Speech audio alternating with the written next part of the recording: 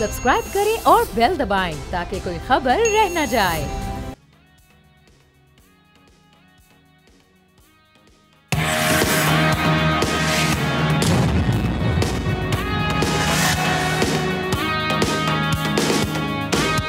अस्सलामुअलैकुम नाज़रीन, आप देख रहे हैं न्यूज़ पंच। मैं हूं आमना खटाना।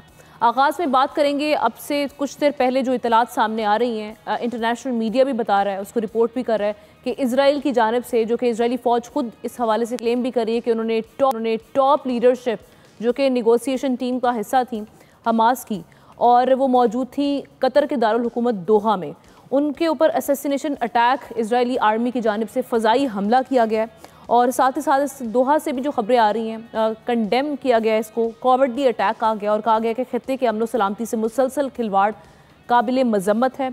और साथ ही साथ ये खबरें भी अब तक हैं कि जो हलाकतों के हवाले से अब तक कुछ खबर सामने नहीं आ सकी कि क्या वहाँ पर मामलात बन रहे हैं, लेकिन ये जो अट जा रहा है, और वो भी हम देख रहे हैं कि एक मुल्क में जहाँ पर जो मीडिएशन का किरदार अदा कर रहा था, वहाँ पर हमास की जो लीडरशिप मौजूद थी और जो फ्लोट किया गया था आइडिया यूएस के जो प्रेसिडेंट हैं डोनाल्ड ट्रंप, उनकी जानिब से उसी हवाले से नेगोशिएशन भी चल रही थी, और उन पर ये फ़ज़ाई हमला करना, दुनिया के सामने ये बताना कि कुछ भी हो यहाँ पर जंगल का कानून राइज है, कोई मुज़ाकरात नहीं होंगे, क्योंकि हमने जो अपने मंसूबे जो अज़ाइम हैं वो दुनिया के सामने इजराइल ने अयां कर दिए हैं। वो बता रहे हैं कि हम क्या चाहते हैं और किस तरह से आगे बढ़े हैं। चूँकि गज़ा स्ट्रिप के हवाले से यूरोप में भी देख रहे थे कि जो एक तशवीश पाई जा रही थी, यूरोपीय ममालिक ने भी अब इसको रिकग्नाइज़ करना शुरू कर दिया था पैलेस्टीन को। उसके बावजूद इजराइलियों का आगे बढ़ना और गज़ा स्ट्रिप पर मुकम्मल तौर पर कब्ज़ा करना और फ़लस्तीनियों को वहाँ से निकलने के लिए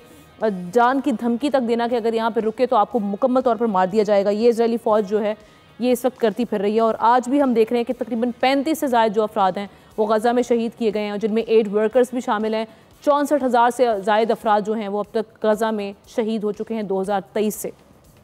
सारी सिचुएशन क्या मंजरनामा खींच रही है, इसी पर बात करने के लिए एहतशामुल हक साहब हमारे साथ मौजूद है, सीनियर एनालिस्ट।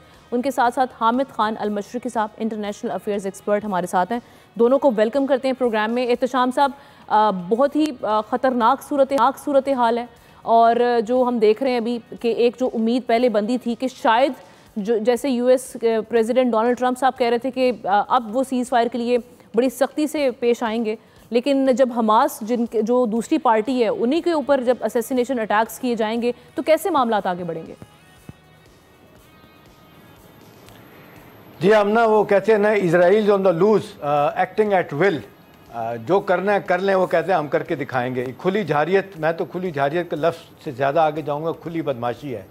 अब देखें ये जिस तरीके से आपने देखा, जो अभी जिक्र भी कर रही हैं कि फ़लस्तीन और गज़ा में जो हो रहा है, उसके बाद ये करना, देखें ना, ये कोई बहुत ना सिर्फ सिंबॉलिक बल्कि बहुत से हवालों से कतर की बहुत ज़्यादा अहमियत है। देखें सेंटकॉम का हेडक्वार्टर है वहाँ पे दोहा में, फिर अमेरिका का वो जिसको कहते हैं एक one of the biggest allies है, वो अनऑफिशियली मैं कहता हूँ कतर भी इजराइल का अलाई है। लेकिन ये जो कुछ हुआ है, ये किसको धोखा दिया गया है, ये किसकी, क्या अमरीकियों ने इजाज़त दी थी? अमेरिका और इसराइल की कनामत से हुआ है। क्या ये कहा जाता है जिस तरह अटैक किया गया था ईरान की तरफ से, आपको याद है, बदला लेने के लिए अपना कतर पे हमला किया था हल्का सा, और अंडरस्टैंडिंग यही थी कि यार ठीक है, एक दो गोले लगा लो, उसके बाद बात ख़त्म हो जाएगी। क्या ये उस तरह का एलिमेंट है, क्या है? लेकिन आमना ये आई ओपनर है। देखिए 5 लोग उनके टॉप के ऑलमोस्ट जो उनकी क़यादत है उसको मार दिया गया है, और ये एक बड़ा स्ट्रॉन्ग इजराइल की तरफ से मैसेज है कि जी बावजूद इस बात के कि जी अमरीकियों के कहे के मुताबिक, उनके प्लान के मुताबिक जंग बंदी के लिए वो सब कुछ करने के लिए बैठे थे, और ये सब कुछ जो हुआ, मेरा ख्याल है आमना, देखें ये वक्त आना है और बड़ी तेज़ी से आना है। आज कतर पे हमले ने ये साबित कर दिया है कि अब बाकी जो मुसलमान मुल्क है ना, जो खामोश होकर बैठे हैं, आप और मैं तो कह सकते हैं ना, हमारी तो कोई ऐसी लिमिटेशन नहीं है कि हमने जनाब वो सफारती अदाब को सामने रखते हुए हल्की सी तनकीद करनी और छोड़ देना है। देखें ये वो जुल्म है जिसको सह रही है मुसलमान दुनिया, और ये हमारे जो 5-6 बड़े मुल्क हैं, यूएई, कतर, उसके बाद आप देख लें सऊदी अरब, ओमान और कुवैत, इनका जो बहुत बड़ा रोल बनता था, इन्होंने रोल प्ले नहीं किया। इन्होंने जिस तरीके से 7 अक्टूबर 2023 से मैं समझता हूँ को एक मुजरमाना खामोशी इख्तियार की हुई है, कंडमनेशन भी नहीं करते सारे मामले की, और ये इफ्स एंड बट के साथ बातें कर रहे हैं। कभी जनाब OIC की मीटिंग अभी हाल ही फॉरेन मिनिस्टर की कॉन्फ्रेंस हुई, क्या हुआ? अरब लीग का इजलास हुआ, क्या हुआ? सिर्फ मजम्मत करके आप घर बैठ जाते हैं। بھئی کیوں نہیں کوئی طریقہ کرتے, آپ کا اتنا بڑا لیوریج ہے, اتنے آپ کے دوست ہیں امریکن بھی, سارا کچھ, ابھی پریزیڈنٹ ٹرمپ بھی ہو کے گئے وہاں سے 3 ملکوں کو دورہ کر کے, UAE کا اور اس کے بعد سعودی عرب کا اور باقی جگہوں پہ گئے. تو یہ سارا کچھ کیسے ہو گیا؟ آمنہ میرا خیال ہے یہ بڑا سٹرونگ میسیج ہے اسرائیل کو کہ اب میں آ رہا ہوں, میں اللہ نہ کرے کہ میں جناب جدہ بھی جاؤں گا, اس طرح کے حملے کروں گا, اور اس طرح کے حملے جناب دبئی میں بھی ہوں گے, ابو دھابی میں بھی ہوں گے, کویت سٹی میں بھی ہوں گے. اس پر اسی طرح سے ریاکشن ہوا تو کوئی بھی ملک اس کی غضب سے نہیں بچ پائے گا. جی نہیں بٹ صاحب, آخری بات آمنہ یہ ہے کہ دیکھیں اس وقت کم از کم کہنے کی حد تک امریکہ کو اس کا سیریس نوٹس لینا چاہیے کہ ان کی تجویز سے سب کچھ ہو رہا تھا. ایک دفعہ آپ نے یاد ہے جب جنگ بندی کروا دی تھی, اسرائیلی فوج کلیم کر رہی ہے کہ امریکہ از آن بورڈ. اس سارے معاملے پر امریکہ کو ہم نے پہلے ہی انفارم کر دیا تھا. اچھا, کچھ لوگ تو کہتے ہیں کہ جی قطر کو بھی انفارم کر دیا تھا. اب مجھے نہیں پتا کہ واقعتاً کیا گیا تھا یا نہیں کیا گیا تھا, لیکن قطر کے لیے کتنی بڑی امبیرسمنٹ ہے. دیکھیں ایک انڈیپینڈنٹ ایک سوورن اسٹیٹ ہے آمنہ, اس کے اوپر یہ حملہ ہو جانا. دنیا کا امیر ترین ملک ہے اس وقت, قطر سے زیادہ امیر کوئی ملک نہیں ہے, سب سے زیادہ آئل وہاں پہ ہے. وہاں پہ یہ حملہ ہو جانا, ان نوٹس چلا جائے گا, تو میرا خیال ہے باقیوں کو تو چھوڑ دیں, یہ مسلم دنیا کے لیے, مسلم امہ کے لیے, عرب لیگ کے لیے مشکلات کا ڈھیر لے کے آ رہا ہے. ایبسولوٹلی آئی اوپنر ہونا چاہیے, اور کب سے ہونا چاہیے, لیکن ہم دیکھ رہے ہیں کہ کسی کو کوئی ریئلائزیشن یہاں پر ہمیں نہیں دکھائی دے رہی. حامد صاحب, اب جو حالات بن چکے ہیں, ایک چیز تو بہت کلیئر ہو چکی ہے, وہ چاہے امریکہ ہو چاہے اسرائیلی جو اس وقت قیادت بیٹھی ہوئی ہے, کسی کو ہاسٹیجز کی کوئی فکر نہیں ہے. وہ ان کی فیملیز ہیں, وہ چاہے پروٹیسٹ کریں, جو حماس کے پاس ہاسٹیجز ہیں جوئش, تو اس حوالے سے ہمیں ایک چیز تو عیاں ہو چکی ہے کہ ان کا نیگوسیشن کا کوئی پلان نہیں ہے, ہاسٹیجز کو ریلیز کروانے کا کوئی پلان نہیں ہے. انہوں نے جو میپ اپنا بنا رکھا ہے اسی پر امپلیمنٹیشن اس وقت جاری ہے. ایم آئی رائٹ؟ بہت شکریہ آمنہ. بالکل, دیکھیے بڑی کلیئر بات ہے کہ یہ اسرائیل کی وہی میں کہوں گا کہ ننگی جارحیت ہے, بربریت ہے, اور کسی بھی خود مختار ملک پر اس طرح حملہ کرنا جو ہے وہ میں سمجھتا ہوں کہ پوری اسلامی دنیا کے لیے چیلنج ہے. اور اگر اس کو نہیں سمجھا گیا تو پھر پوری اسلامی دنیا کے لیے وہ جو شاعر نے کہا کہ تمہاری داستان تک نہ ہوگی داستانوں میں, باری باری پھر سب کی باری آ جائے گی. اور ایک اور بات سمجھنی ہوگی, اور وہ یہ کہ دیکھیے ابھی چند دن پہلے اسرائیل نے یمن کے وزیر اعظم سمیت جب کابینہ پہ حملہ کیا اور اس کے بعد ان کی پورا اڑا دیا گیا, تو اس کے مقابلے میں OIC کی طرف سے اس انداز کا کوئی ریئیکشن نہیں آیا.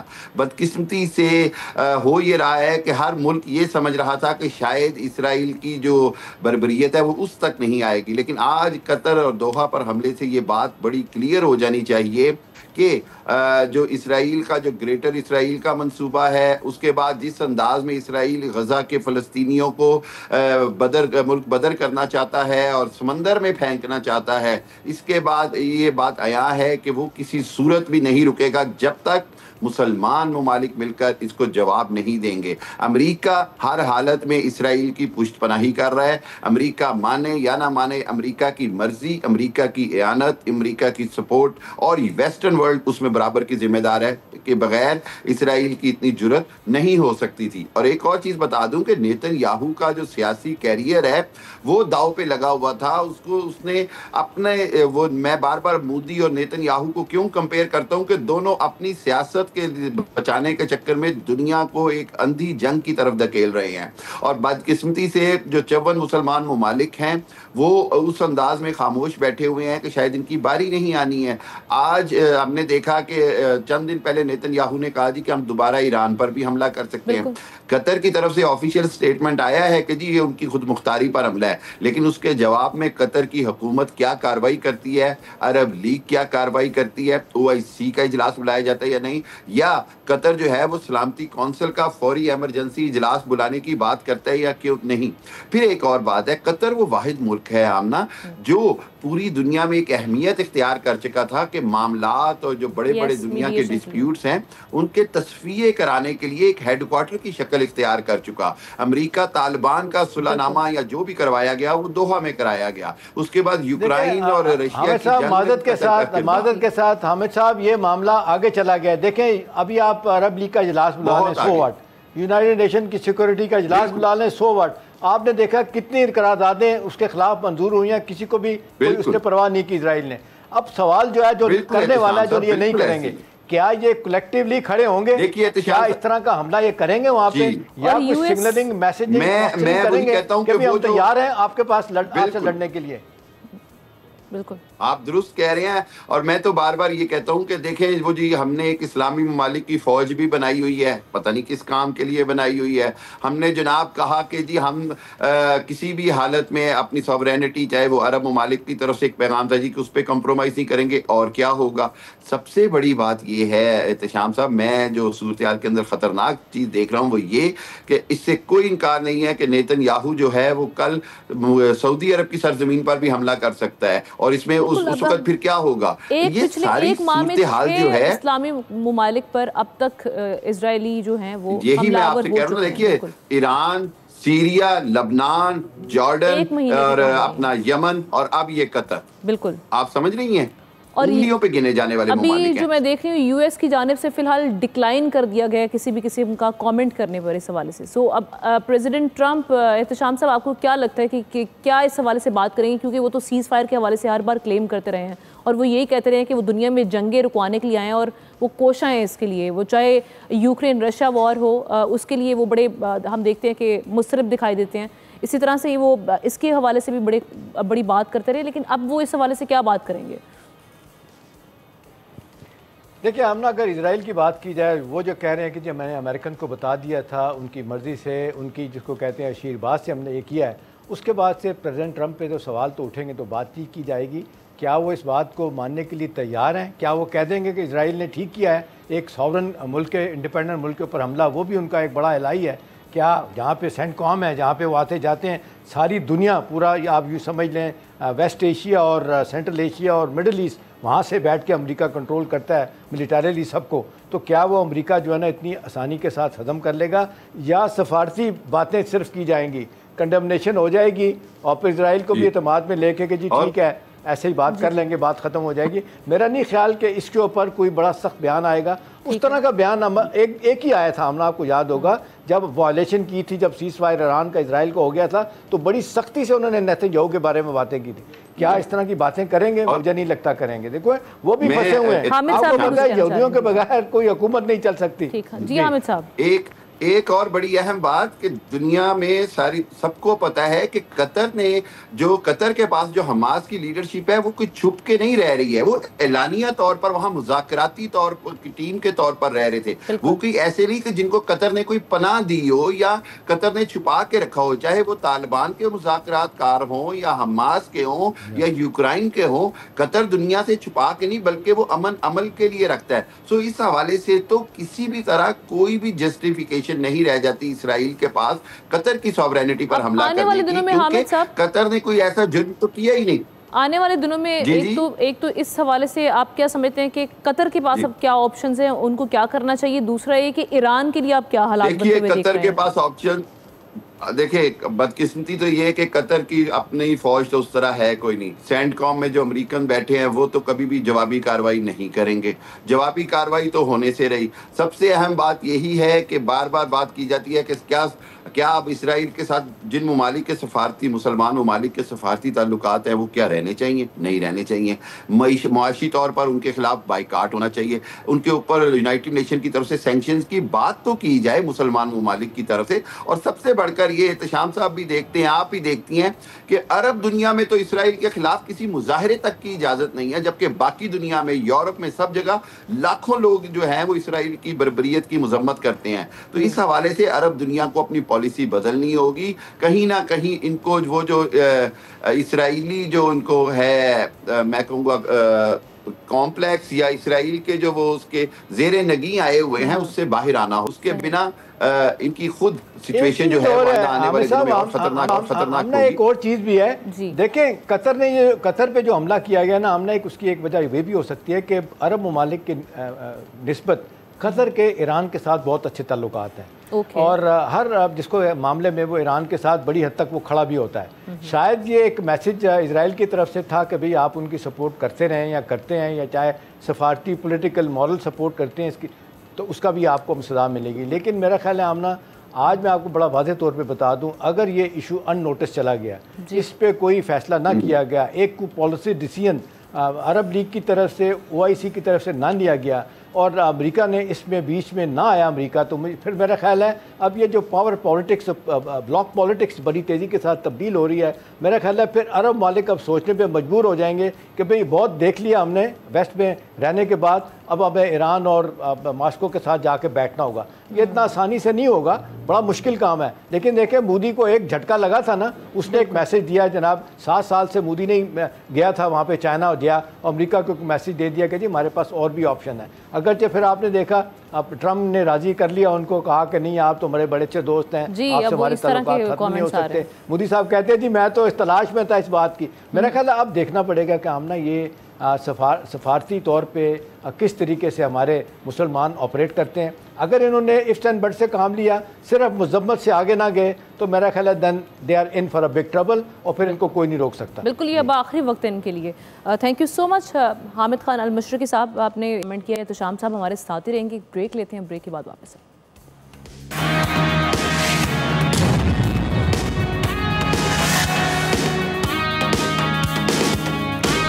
Welcome back. اکانومی سے جڑی کچھ خبریں آپ کے سامنے رکھتے ہیں۔ قرض ایک مرض ہے اور قرض سے بچنا چاہیے، لیکن پاکستان پر قرضوں اور واجبات کا حجم ناظرین بڑھتا ہی چلا جا رہا ہے اور اب بلند ترین سطح 94,197 ارب روپے تک جا پہنچا ہے، جو جی ڈی پی کے 82% سے زائد کے برابر ہے۔ پچھلے مالی سال سے اب تک قرضوں میں 8,740 ارب روپے کا اضافہ ہوا، جو ملکی معیشت کے لیے سنگین خطرہ ہے۔ دوسری جانب پاکستان اور امریکہ کے درمیان $500 ملین مالیت کا معاہدہ ہوا ہے تاکہ اہم اور نایاب معدنیات کے شعبے میں تعاون کو فروغ دیا جا سکے۔ یہ معاہدہ وزیر اعظم ہاؤس میں FW اور امریکی کمپنی US اسٹریٹجک میٹلز کے درمیان طے پایا، جس کے تحت اینٹیموئی، تانبا، سونا اور جو دیگر نایاب معدنیات ہیں ان کی برآمدات شامل ہیں۔ کس طرح سے پاکستان اس اپرچونٹی کو کیش کرے گا اور اب اگلا مرحلہ کیا ہوگا، چیلنجز ہمیں کیا درپیش ہے، اسی پر بات کرنے کے لیے احتشام صاحب ہمارے ساتھ ہیں۔ احتشام صاحب، سب سے پہلے میں اپنے انٹرو کا جو دوسرا حصہ ہے وہ آپ کے سامنے رکھنا چاہوں گی۔ ایک خوش آئند خبر ہے ہمارے لیے، MOU سائن ہوا ہے اور $50 کروڑ کا ہے یہ۔ پاکستان اور امریکہ کے درمیان انویسٹمنٹ جو ہوگی وہ لاجسٹکس میں اور منرلز میں ہوگی۔ تو آپ کیا سمجھتے ہیں کتنی اہمیت ہے اس سرمایہ کاری کی، اور ہمارا اگلا مرحلے تک ہم پہنچیں گے، اس میں چیلنجز پاکستان کے لیے کیا درپیش ہیں؟ آمنہ آپ ٹھیک کہہ رہی ہیں، ایک اچھی خبر ہے اور دوسری اگر میں بری نہ کہوں تو اچھی خبر نہیں ہے، جس کا آپ نے ذکر کیا ہے کہ ٹوٹل پبلک ڈیٹ ہمارا 94 ٹریلین روپیز کا ہو چکا ہے۔ دیکھیں اچھی خبر سے شروع کرتے ہیں آمنہ، یہ بڑی ایک میجر ڈیولپمنٹ ہے، اور حالیہ دنوں میں ہمارے جو امریکہ کے ساتھ بائیلیٹرل ریلیشن شپ ریسیٹ ہوئے ہیں نا، یہ اس کی طرف اشارہ ہے۔ اب یہ کتنی آگے جائیں گے، مجھے لگتا ہے کہ آگے جائیں گے، اس لیے کہ بڑا پروفاؤنڈ دونوں کا اکنامک انٹرسٹ ہے، پاکستان کا بھی اور امریکہ کا بھی۔ وہ $500 ملین کی انویسٹمنٹ جو ایک بڑی کمپنی کر رہی ہے، میں دیکھ رہا تھا کمپنی کا پروفائل پوری دنیا میں گلوبلی یہ انجینئرنگ اور مائننگ اور اس کے ساتھ اور حوالوں سے جو ہے نا بڑی، جس کو کہتے ہیں ایک بڑی اسٹیبلش کمپنی سمجھی جاتی ہے۔ اس کا یہاں آنا اور آ کے پاکستان میں، اور یہ جو ریئر ارتھ مٹیریلز ہیں، کرٹیکل ریئر ارتھ مٹیریل یا میٹل جو ہیں، اس پہ اور 3 چیزیں جس پہ فوکس ہوگا، جس کا آپ ذکر کر رہی ہیں، کاپر، گولڈ اور لیتھیم۔ دیکھیں لیتھیم سب سے زیادہ اس وقت امریکہ کو ضرورت ہے۔ یوکرین گئے تھے آپ، معاہدہ کیا امریکہ نے، آپ نے دیکھا، لیکن حالات ٹھیک نہیں ہیں، اور پتہ چلا کہ جو انویسٹیگیشن ان کی بتاتی ہے کہ اٹ میں ٹیک 5 to 8 years کہ وہ نکلے گا یہاں پہ۔ چائنا دیکھیں اس وقت لیڈ کر رہا ہے لیتھیم میں، اور باقی 60% سے زیادہ ان کے پاس ہے۔ یہ سارے لیتھیم کے جو مواد ہے، یہ ویپن انڈسٹری میں یوز ہوتا ہے، ٹیک انڈسٹری میں یوز ہوتا ہے، پرائیویٹ لوگوں کو استعمال کی ضرورت پڑتی ہے، کاروں میں اس کا استعمال ہوتا ہے، بیٹری جو استعمال ہوتی ہیں، لہٰذا یہ بہت ہی، جس کو کہنا چاہیے، لائف اینڈ ڈیتھ کا مسئلہ ہے اکنامکلی ویسٹ کے لیے اور امریکہ کے لیے۔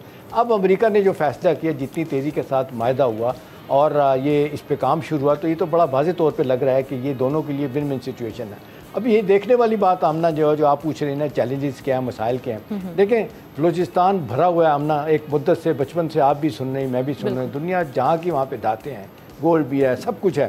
لیکن آپ نے دیکھا 2 بڑے معاہدے ہوئے، ایک 40 سال پہلے سندک گولڈ مائن کا ہوا چائنیز کمپنی کے ساتھ، آج تک ہمیں نہیں پتا کہ وہ کتنا لے کے جا رہے ہیں، ہمیں کیا دے رہے ہیں، کوئی آفیشیلی اس کی ڈیٹیل آپ کو نہیں ملیں گی، لیکن بے تحاشا کہا جاتا ہے وہ گولڈ وہاں سے لے کے جاتے ہیں۔ ابھی سندک کا معاملہ نے دیکھا بگڑ گیا تھا، اس کے بعد دوبارہ ایگریمنٹ ہوا، اور وہی 50%، باقی 25% ہماری لوکل کمپنیاں، جس میں OGDC وغیرہ، 25% بلوچستان کی حکومت کو۔ اب یہاں پہ جو چیلنج ہے نا، وہ یہ ہوگا کہ ہمارا ان کے ساتھ معاہدہ کس طرح کا ہوتا ہے۔ آن دا فیس آف اٹ تو ہم نے یہ اس لحاظ سے بڑا اچھا ہے کہ جو باتیں بتائی گئی ہیں، اس میں ٹرانسفر ٹیکنالوجی کی بات ہو رہی ہے، اس میں جاب کریشن کی بات ہو رہی ہے، اس میں جس کو کہتے ہیں واقعی میننگ فل انویسٹمنٹ کی بات ہو رہی ہے، اور ساتھ ساتھ اس کے یہ بھی ہو رہا ہے کہ ویلیو ایڈیشن اور پروسیسنگ بھی کی جائے گی۔ اور اس کو دیکھیں، آج تک تو میں دیکھتا ہوں کہ اس طرح کے معاہدے کامیاب نہیں ہوئے۔ اس کی وجہ یہ تھی، آپ نے دیکھا کہ فیڈرل گورنمنٹ کا اور پروونشل گورنمنٹ کے درمیان کوآرڈینیشن ٹھیک نہیں تھا، ویسٹرن انٹرسٹ معذرت کے ساتھ بہت رہا، نتیجتاً ہمیں نقصان ہوا۔ یہاں پہ آپ نے دیکھ لیا دونوں کمپنیاں جو امریکا کے ساتھ کام کریں گی وہ فوجی کمپنیاں ہیں، اس میں FWF دیکھ لیں اور NLC دیکھ لیں، اور اس کو اوورسی کرے گی زبردست طریقے سے SIF سے۔ فوج کا بڑا رول ہے۔ آپ نے دیکھا میٹنگ میں فیلڈ مارشل بھی بیٹھے ہوئے تھے، فوٹو سیشن میں وہ بیٹھے ہوئے تھے۔ یہ بڑا سٹرونگ میسیج ہے دنیا کو بھی، امریکیوں کو بھی۔ یہاں پہ اب ہم سمجھتے ہیں کہ یہاں پہ باقاعدہ ایک وی مین بزنس، آپ آئیں گے اور آپ کے ساتھ ایک باقاعدہ طور پہ ہماری ایک لانگ ٹرم سینرجی بنے گی۔ اس کا مطلب اس پہ امپلیمنٹیشن یعنی اس کو عملی جامہ پہنایا جائے گا، جیسے آپ کہہ رہے ہیں SIFC کے اس میں ہو رئی ہے، تو obviously پھر ہم اس سے یہ مجھے کوئی شک نہیں ہے، کیونکہ پاکستان میں پاکستان کا ایک ماضی رہا ہے، تاریخ رہی ہے کہ آپ یہاں پر MOUs تو سائن ہوتے ہیں لیکن اس کے بعد انویسٹمنٹ وہ ہمیں دکھائی نہیں دیتی، وہ باتوں کی اور یا ریٹن فارم میں بس ایک نظر آتی ہے۔ جیسے کہ ابھی ہم کچھ 1-2 سال پہلے کی بات کریں، سعودی عرب کی جانب سے مختلف سیکٹرز میں جو سرمایہ کاری کے حوالے سے بڑی اچھی خبریں تھی، لیکن آج تک اس کے حوالے سے بات نہیں ہوئی ہے کہ آگے کیا چل رہا ہے۔ آپ صحیح کہہ رہے ہیں، 70-80% ہمارے MOU جو ہے نا ہارڈ ایگریمنٹ میں ٹرانسلیٹ نہیں ہوتے۔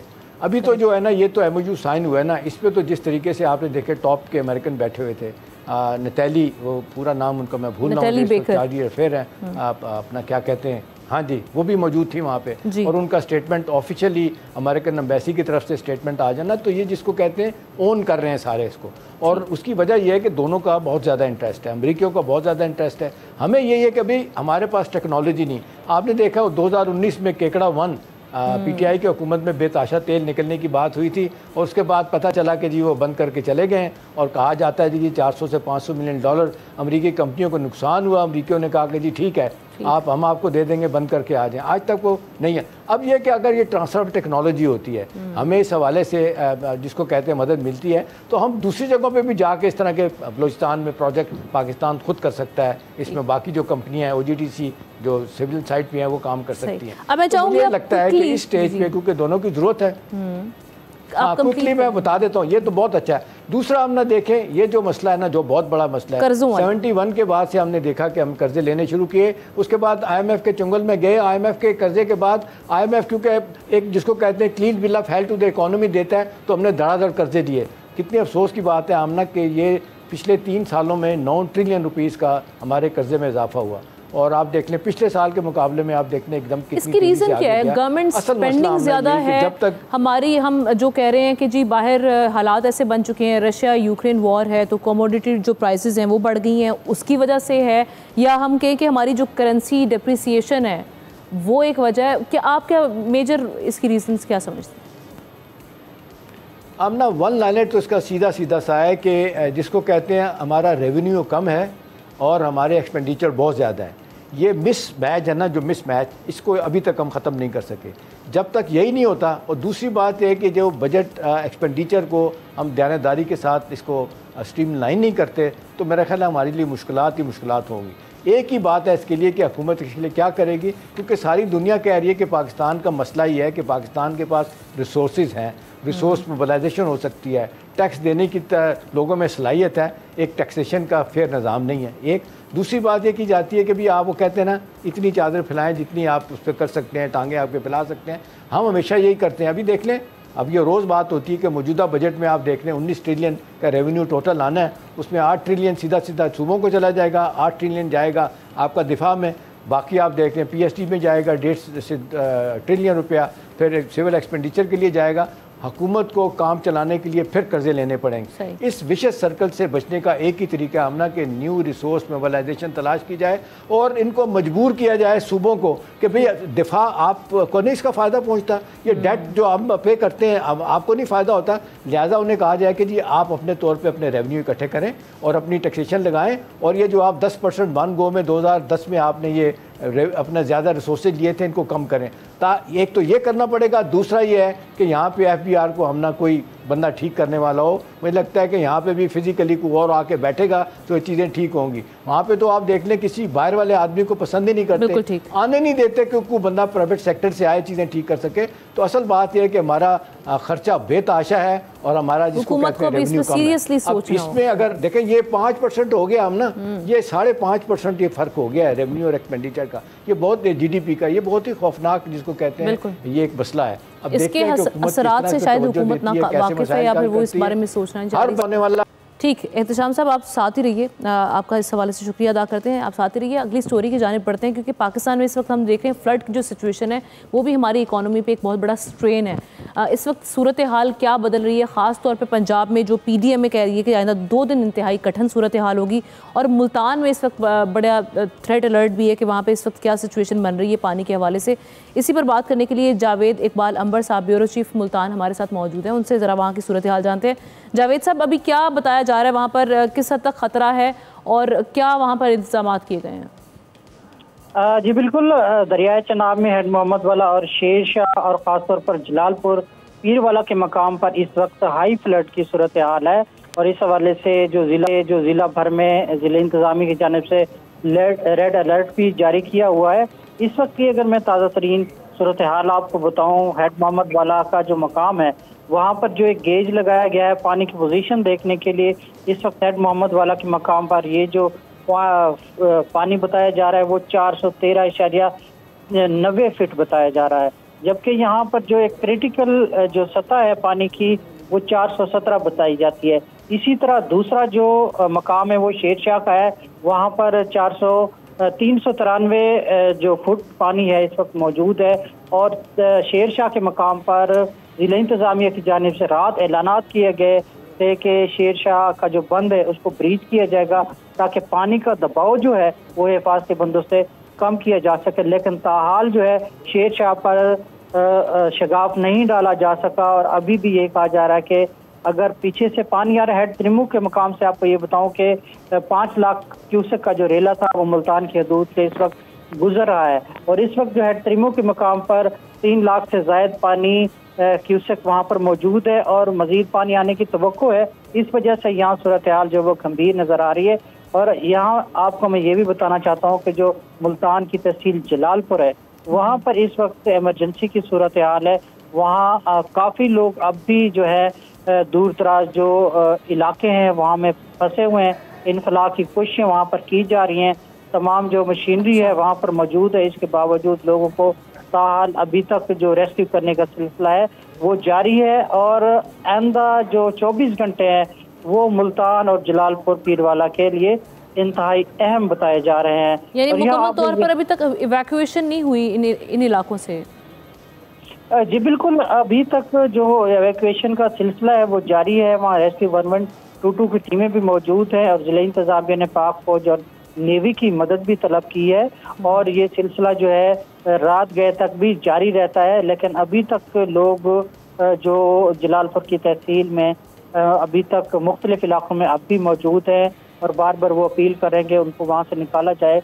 हम जितने भी रिसोर्सेज हैं उनके ज़रिए उनको निकालने की कोशिश की जा रही है। काफ़ी लोग ऐसे हैं जो अपनी मदद आप के तहत प्राइवेट कश्तियों से भी बाहर आने की इनखला की कोशिश कर रहे हैं, लेकिन ताल ये सिलसिला अभी तक जारी है। बिल्कुल ठीक। एहतशाम साहब, मैं आपका भी कमेंट चाहूँगी। ये सारी सूरत हाल में 2 मसाइल बड़े सामने आ रहे हैं। एक तो वो कुछ लोग जो मैं भी देख रही हूँ मुख्तलिफ TV चैनल्स पे प्रोग्राम्स में और जो मामलात हैं, बहुत से लोग हैं जो निकलना ही नहीं चाह रहे उन इलाकों से। उनके लिए अपने माल मवेशी ये बड़ा अहम है, अपनी ज़िंदगी को ख़तरात में डाल के। और दूसरी चीज़ हम ये देख रहे हैं कि जो रिलीफ कैंप्स बनाए गए हैं उसके हवाले से बड़ी तशवीश पाई जा रही है। सोशल मीडिया पर एक बहस भी है, बहुत सारे फुटेजेस आपकी नज़र से भी गुजरे होंगे कि वहाँ पर जो मखदूश सूरत हाल है, आप दिखा तो बड़ा रहे हैं, इंतज़ामिया हम देखते हैं कि वो दिखा कुछ रही है, लेकिन मामला वहाँ पर बड़े मुख्तलिफ हैं। हम ना 2 चीज़ें, पहली तो बात है जिसका भी हमारे दोस्त भी जिक्र कर रहे थे ना, पंजनत हेडवर्क्स जो है ना, ये पानी यहाँ पे सारा आपका जनाब का सुतलज का आता है और वहाँ से एक तेज़ बहाव जाना शुरू हो जाता है। 8 लाख क्यूसेक फीट जो है ना पानी वहाँ से जाना शुरू हो गया है। अभी देखिए पंजाब की तबाही जो है ना बड़ी हद तक हो गई, गुजरात पानी में डूबा हुआ है। अब कुछ एक इलाके रह गए, उसके बाद सिंध की तरफ उसने जाना है। اب بات یہ ہے کہ جو اب آپ نے دیکھا بند کے بند توڑے جا رہے ہیں, کوئی پلان نہیں کیا گیا کس طریقے سے بچنا ہے کس طرح نہیں بچنا, چلیں وہ تو معاف کر دیتے ہیں چھوڑ دیتے ہیں. اصل بات یہ ہے کہ ہم اب آپ ہزاروں کی تعداد میں لاکھوں کی تعداد میں لوگ جو ہے نا وہ ریلیف اور ریسکیو کے لیے تڑپ رہے ہیں. Photo session photo shops office بڑی تیزی کے ساتھ ہو رہی ہیں, لیکن آن گراؤنڈ آپ دیکھ لیں کچھ بھی نہیں نظر آ رہا. جو آ بھی رہا ہے تو اتنا زیادہ نہیں ہے, اور یہ ماننا پڑے گا کہ فوج اپنے طرف سے سب کچھ کر رہی ہے, سویلین ادارے کچھ نہیں کر رہے. اسپارکو نے آمنا 3 مہینے پہلے ایک وارننگ دے کے کہا تھا کہ بڑا خوفناک بارشیں اور فلڈز آنے والے ہیں, اس کی پیش بندی نہیں کی گئی. چلیں آپ نے نہیں کی. ابھی یہ ہے کہ جس طریقے سے بیماریاں پھیلنا شروع ہو گئی ہیں, لوگ نکل نہیں پا رہے, اور کچھ لوگ جس کا آپ ذکر کر رہی ہیں وہاں پہ کہا جا رہا ہے کہ زبردستی سول ایڈمنسٹریشن ان کو کیری کے نکل جائیں ورنہ موت آپ کو گھیر لے گی. وہ کہہ رہے ہیں کہ جی ہمارا جینا مرنا یہی ہے, ہمارے جانور یہاں پہ, ہمارے گھر چھوٹے موٹے, یہ ہم کہاں جائیں گے. اب ایک اور بڑا مسئلہ جو سامنے آیا اب وہ یہ ہے, وہاں کے دیہاتوں کے لوگ یہ کہہ رہے ہیں کہ جب اپنا ہم علاقہ چھوڑ کے چلے جائیں گے تو ہمارے علاقے پہ کوئی اور آ کے قبضہ کر لے گا. اور یہ قبضہ گروپ آپ نے دیکھا پورے ملک میں جو ہے نا وہ جتنی تیزی کے ساتھ بالکل ایسے لوگوں کی ہم دیکھ رہے ہیں کہ ان کے اپنے کنسرن سے بہت سی مشکلات پیدا ہو رہی ہیں ریلیف آپریشنز میں بھی. بہت شکریہ احتشام صاحب. جاوید اقبال صاحب کا بھی شکریہ ادا کرتے ہیں. بریک کی جانب بڑھتے ہیں, بریک کے بعد واپس آئیں گے.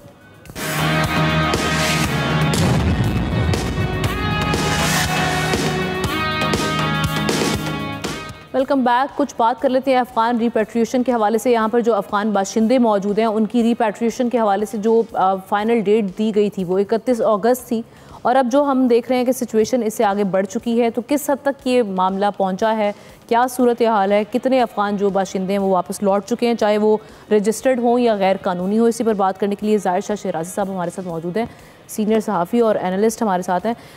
شاہ صاحب, کیا ابھی چیلنجز کیا ہیں, اور یہ چونکہ ڈیڈ لائن تو ہماری میٹ ہو چکی ہے, لیکن اس سے آگے کیا ایکسٹینڈ کر دیا گیا, اور کتنے یہاں پر رہ چکے ہیں جن کو بھی ٹریک کر کے واپس بھیجنا باقی ہے؟ جی بہت بہت شکریہ آمنہ. آج 8 ستمبر تک, کل تک جو ڈیٹا جاری کیا گیا تھا ہوم ڈپارٹمنٹ کی جانب سے, تقریباً ان کی کیلکولیشن کے مطابق 2023 کے بعد اب تک 7,50,60 ہزار سے زیادہ لوگ واپس جا چکے ہیں, جن میں 6 لاکھ سے زیادہ بقول اس ڈیٹا کے غیر قانونی ہیں یا ACC کارڈ ہولڈرز ہیں, اور باقی جو ہے POR card registered Afghan refugees ہیں. بے شک ہم دیکھ رہے ہیں کہ ملک کے دوسرے حصوں سے, جیسے پنجاب کے مختلف علاقوں سے, لاہور, سیالکوٹ, گجرانوالہ, جو انڈسٹریل شہر ہے وہاں پہ کافی زیادہ بڑی تعداد میں قانونی اور غیر قانونی دونوں افغان مہاجرین موجود تھے.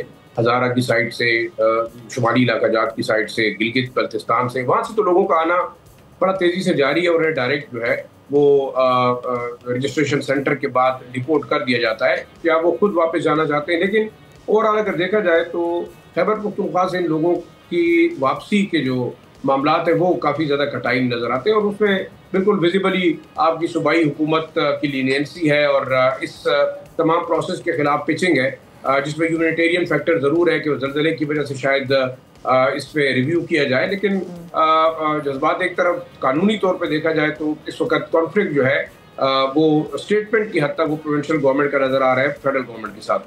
اوور آل دیکھا جائے تو پروونشل گورنمنٹ فیسیلیٹیٹ بھی کر رہی ہے, جگہ جگہ DPOs نے آرڈر بھی جاری کیے ہیں کہ غیر قانونی جو افغان ریفیوجیز ہیں انہیں جو ہے ملک سے باہر جانے کی اجازت دی جائے. دوسرا طرف میں آپ کو انسائڈ سٹوری بتاؤں, جولائی میں ایک سمری بھیجی گئی تھی منسٹری آف سیفرون کی جانب سے کہ جو ہے وہ ایکسٹینشن دی جائے POR کارڈ ہولڈرز کو دسمبر 2025 تک. لیکن all of a sudden interior ministry نے ایک آرڈر جاری کیا 4 تاریخ کو کہ تمام لوگوں نے واپس جانا ہے. پھر POR کارڈ کے حوالے سے بھی ایک ہفتہ بعد تو اب ایک حکم نامہ جاری ہوا کہ تمام جو افغان مہاجرین ہیں, لیگل اور انلیگل دونوں, جو POR کارڈ ہولڈرز ہیں سوائے ویزا ہولڈرز کے, ان سب کو واپس جانا ہوگا. لیکن آپ دیکھ رہے ہیں کہ 1 ستمبر سے آج 8-9 تاریخ تک جو UNHCR کا ڈیٹا ہے اس کے مطابق تقریباً 40-45 ہزار لوگ واپس گئے ہیں, جس میں 46% POR کارڈ ہولڈرز ہیں اور غیر قانونی لوگ بھی ہیں. لیکن بڑا مشکل بنتا جا رہا ہے, کیونکہ 3-4 ہزار لوگ اگر دن کو جائیں گے تو آپ اندازہ لگا لیں کہ پورے مہینے میں 1 لاکھ لوگ بھی واپس نہیں جائیں گے. تو یہ پروسیس آٹومیٹیکلی اگر آپ اس کو ڈیلے کرتے یا نہیں کرتے, یہ ڈیلے ہو رہا ہے. لیکن اس کے ریپرکشنز شاید پاکستان کو فیس کرنے پڑ رہے ہیں, وہ لا اینڈ آرڈر کی شکل میں.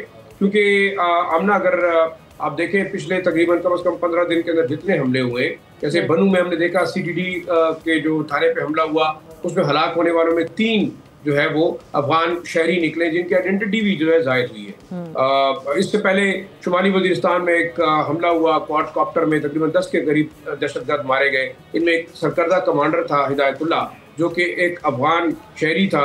محمد ایجنسی میں ایک آپریشن کے دوران تقریباً 7-8 لوگ جو مارے گئے اس میں زیادہ تر افغانی تھے. تو اب اس میں تو کوئی دوسری بات ثابت نہیں ہو رہی کہ بہت سارے ایسے افغان طالبان ہیں جو کہ IS کے اور TTP کے اس میں گارڈ میں جو وہ پاکستان کے اندر کاروائیاں کر رہے ہیں. دوسرا جو ڈپٹی وزیر داخلہ ہے افغانستان کے نبی عمرے، ان کی جانب سے ایک سٹیٹمنٹ جاری ہوئی ہے کہ جو طالبان اس وقت TTP یا IS کے میں شامل ہو رہے ہیں وہ غیر شرعی عمل کی طرف جا رہے ہیں، یا پاکستان میں جو حملے کر رہے ہیں اس کے ریپرکشنز افغانستان کو بھگتنا پڑ رہا ہے. اور آپ دیکھ رہے ہیں کہ ظاہری بات ہے پاکستان اپنی سیکیورٹی کے لیے وہ بالکل تمام اقدامات اٹھاتا ہے. اس سے پہلے الزام بھی لگا کہ شاید پاکستان نے کوئی فضائی کارروائی کی ہے، لیکن یہ چیزیں ہوں گی. ریئلسٹک اپروچ یہ ہونی چاہیے کہ UNHCR اور جو انٹرنیشنل کمیونٹی ہے اس نے پچھلے 3 سالوں میں 2023 کے بعد اب تک کوئی ایسی منصوبہ بندی نہیں کی، پلاننگ نہیں کی ان ریفیوجیز کی واپس ریہیبلیٹیشن کے لیے کوئی ایسا اقدام نہیں ہے. تو لہٰذا مسائل ضرور ہوں گے. آخری چیز بڑی دلچسپ میں آپ کو بتاؤں کہ UNHCR کی جانب سے جو POR کارڈ ہولڈرز ہیں وہ افغانستان میں جو انکیشمنٹ سینٹر ہے وہاں سے جا کر باقاعدہ جو ہے وہ رقم بھی وصول کرتے ہیں، 12,000 افغانی. جی اور اس کے ساتھ 2500 پر ہیڈ کے حساب سے افغانی ان کو دیے جا رہے ہیں ٹریولنگ چارجز. تو میرے خیال میں دیکھنا یہ ہوگا کہ تقریباً 1.4 ملین جو کہا جا رہا ہے کہ POR کارڈ ہولڈرز ہیں، آپ نے ان کو بھی کہا جائیں. آپ 6 لاکھ کے قریب ACC کارڈ ہولڈرز ہیں وہ بھی واپس جائیں گے.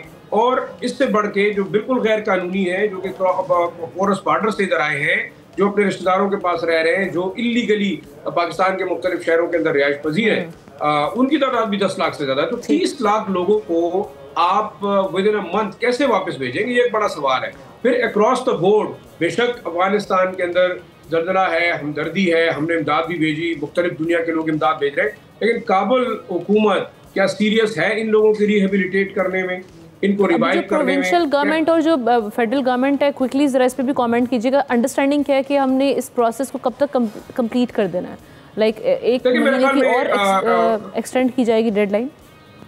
دیکھیں ہم نا ایکسٹینڈ تو ظاہری بات ہے وہ تو فیڈرل گورنمنٹ کی جورسڈکشن ہے، لیکن حیرانگی کی بات یہ کہ پروونشل گورنمنٹ باوجود اس کے کہ وہ فیڈرل گورنمنٹ کی پالیسیز کو فالو کر رہی ہے، ان کے یہاں پہ district police officer, district administration Afghan refugees جو انلیگل ہیں ان کو نکالنے کی بات بھی کر رہی ہے. لیکن دوسری طرف اگر آبجیکٹو بات کریں تو یہ لوگ پولیٹیکل سٹیٹمنٹ میں بار بار ہمدردی کی بات کرتے ہیں، اپیل کرتے ہیں کہ ایکسٹینڈ ہونا چاہیے پیریڈ کو. لیکن بڑی عجیب بات ہے کہ اگر کسی ملک میں ایک شہری کے پاس ویزا نہیں ہے، ڈاکومنٹ نہیں ہے، تو آپ کیا پورے پاکستان سے انلیگل لوگوں کو خیبر پختونخوا میں لا کے یہاں پہ انسٹال کریں گے؟ بالکل، آرڈر کے حالات آپ کے پہلے خراب ہیں. یہ سارے معاملات کو دیکھنا ہوگا، سوچنا ہوگا. سب سے پہلے آپ نے بات کو دیکھنا ہوگا، اس کے بعد ہم ہمدردیوں کی جانب بڑھ سکتے ہیں. بہت شکریہ ظاہر شاہ شیراز صاحب، آپ نے اس حوالے سے کامنٹ کیا، تجزیہ پیش کیا. پروگرام کا وقت ختم ہوا چاہتا ہے. ناظرین آپ سے انشاءاللہ کل ملاقات کریں گے. اللہ حافظ.